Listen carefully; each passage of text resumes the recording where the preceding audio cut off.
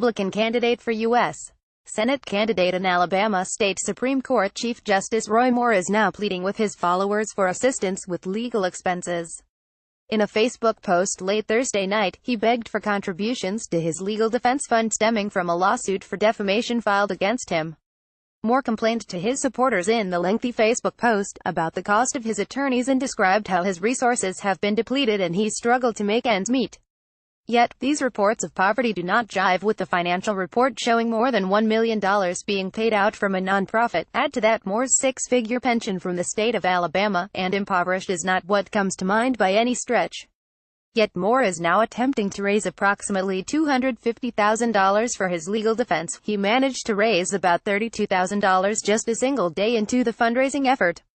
Moore's campaign for U.S. Senate to take over the seat vacated by Jeff Sessions when he became the Attorney General for the Trump administration was highly contentious, with years-old allegations of UAL impropriety surfacing after Moore spent more than 40 years in the public eye. These allegations are believed to have attributed to the win of current Senator Doug Moore DL in a historically rare yet narrow victory. Moore writes in part, "First, I wanted to write you to say thank you most sincerely for your support and prayers for my campaign for the U.S. Senate. Your financial contributions helped me fight over $50 million from Washington insiders who did not want me to bring the truth about God and our Constitution to Washington, D.C. I have no regrets. Together we fought the good fight, we finished our course, and we have kept the faith. And we do not intend to quit. The future of our children and grandchildren is at stake. I now face another vicious from lawyers in Washington, D.C. and San Francisco who have hired one of the biggest firms in Birmingham, Alabama to bring another legal action against me and ensure that I never fight again. However, I will trust God that He will allow truth to prevail against the unholy forces of evil behind there. I have lawyers who want to help, but they are not without cost, and besides their fees, legal expenses could run over $100,000. I have had to establish a legal defense fund. Anything you give will be appreciated." The lawsuit was filed against Moore after he denied knowing a woman who claims to have been molested while intoxicated by Moore some 30 to 40 years ago while Moore was still a prosecutor and she was just 14 years old. The case was filed by a woman named Lee Korfman, and she accused Moore of the following acts when Korfman visited his home in 1979. On the second visit to the house, Mr. Moore abused Ms. Korfman. He provided Ms. Korfman with alcohol, flattered her, laid blankets and pillows on the floor, and took off her and his outer clothing. Wearing only undershorts, Mr. Moore touched Ms. Korfman's private parts through her bra and underpants and guided her hand to touch his penis. Ms. Korfman resisted Mr. Moore and asked him to take her home. Meanwhile, Moore maintains his innocence, stating that Korfman's account of the events that transpired nearly 40 years ago are completely false, malicious, politically motivated, that it reflects the immorality of our time, and that there is not 1 ounce of truth in her accusations, the Associated Press reported. Her lawsuit highlights his denials and accusations that the women were paid or had political motivations. The lawsuit, filed January 4, 2018, reads, in part, all these statements by Mr. Moore are defamatory. Mr. Moore abused Ms. Korfman in 1979, when she was 14 years old and he was in his early 30s, and Mr. Moore's denials of these facts are false and his characterizations of Ms. Korfman and her motivations are untrue. Moore goes on in his social media post to address his need for public support in his continued efforts to defend himself from what he terms the unholy forces of evil being funneled by lawyers in Washington, D.C. and San Francisco through one of the biggest law firms in Birmingham, Alabama.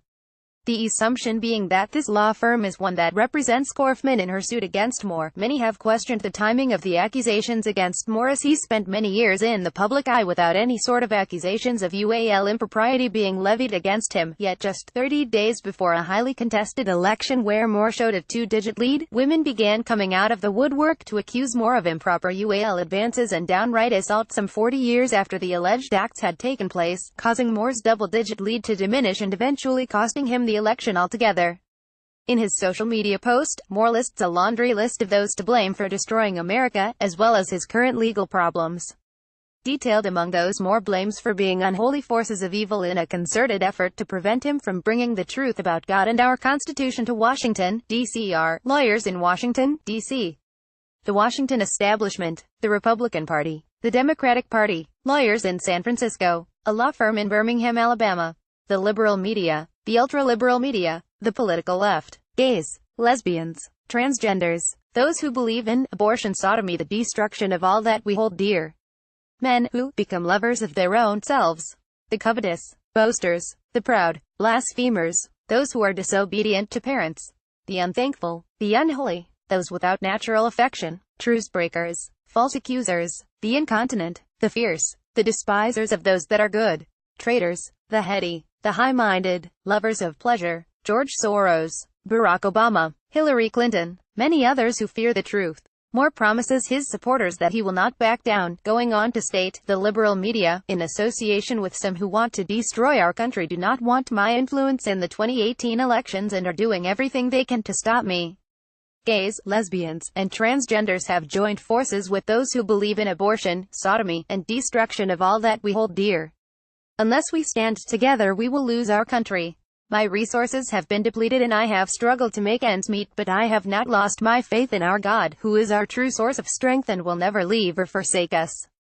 Responses to Moore's post ran the gamut, ranging anywhere from extreme love and praise for the formal senatorial candidate to complete, abject hatred. Moore ends the Facebook plea for cash with this P.S. The political left is filled with men and women whose sole aim in life is to overthrow our God-ordained rights which are guaranteed in the U.S. Constitution. It is your responsibility and mine to stand up to this vile encroachment on our rights, and defend that for which the Founding Fathers sacrificed so greatly.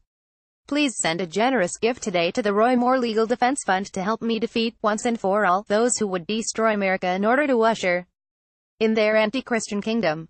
May the Lord richly bless you as you stand with me in this critical fight.